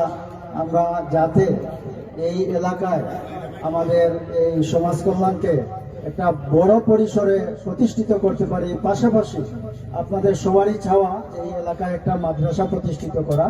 আমরা আমাদের প্রবাসী ভাই সহ বিভিন্ন শুভাকাঙ্ক্ষীদের সাথে আমরা আলাপ আলোচনা করতেছি, আপনারা দোয়া করবেন যাতে আমরা অত্র এলাকায় একটা শিরক বেদাত মুক্ত, রাসূলের আদর্শ অনুযায়ী চলে এই ধরনের একটা মাদ্রাসা আমরা প্রতিষ্ঠিত করতে চাই। সবাই কি একমত আছেন আমার কথায়? আলহামদুলিল্লাহ। মোহতারামকে অসংখ্য ধন্যবাদ। মোহতারাম আমারও হয়তো পরিচয় জানেন না, আমি শাহজালাল জামিয়া ইসলামিয়া কামিল মাদ্রাসার আফমা আব্দুর রহমান জনাবের আমি হচ্ছি দামান, বড় দামান, যেহেতু আপনি তো জনাবের ছাত্র। ফুজাইল হচ্ছে আমার শালা এবং তুফাইল ভাই হচ্ছেন আমার সম্বন্ধী। তো ওই ফাঁকে আমার পরিচয় দিয়ে দিলাম। ধন্যবাদ সবাইকে। আর আমাদের ভাইদেরকে অসংখ্য ধন্যবাদ। আমার সমাজ কল্যাণের ভাইয়েরা অসংখ্য অনেক কষ্টের বিনিময়ে আজকের এই পর্যায়ে আমরা পৌঁছেছি এবং আশা করব যে ভবিষ্যতে আমরা কঠোর পরিশ্রমের মাধ্যমে এই এলাকায় আমাদের আদর্শ বাস্তবায়নের চেষ্টা করব ইনশাল্লাহ। পাশাপাশি আপনাদের একটা কথা বলে রাখি, আমাদের স্টেজে উপস্থিত রয়েছেন আমাদের জয়চন্ডী ইউনিয়নের চেয়ারম্যান পদপ্রার্থী আমাদের লোয়ার চাচাকে পরিচয় করিয়ে দিলাম। আপনারা এই এলাকার সন্তান হিসেবে সবাই চিনেন।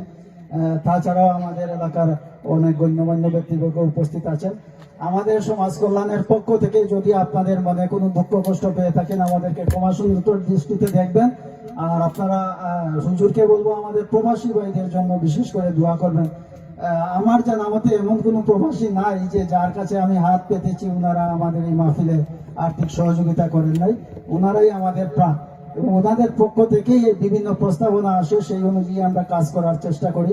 আর আজকে ওনাকেই অনেকভাবে আমাদেরকে ওই যে আগামী মাহফিলের জন্য আপনারা বিভিন্ন জিনিস ওয়াদা করেছেন, আল্লাহ যেন আপনাদের সেই ওয়াদাকে কবুল করেন এবং আপনাদেরকে দেওয়ার তৌফিক দান করেন। তো আমি সংক্ষিপ্ত বক্তব্য এখানে শেষ করছি, অনেক রাত হয়ে গেছে, আপনারা বিরক্ত হবেন। আর আমাদের একটা সিঁড়ির ব্যবস্থা রয়েছে, আপনাদের কাছে সহযোগিতা চাইব।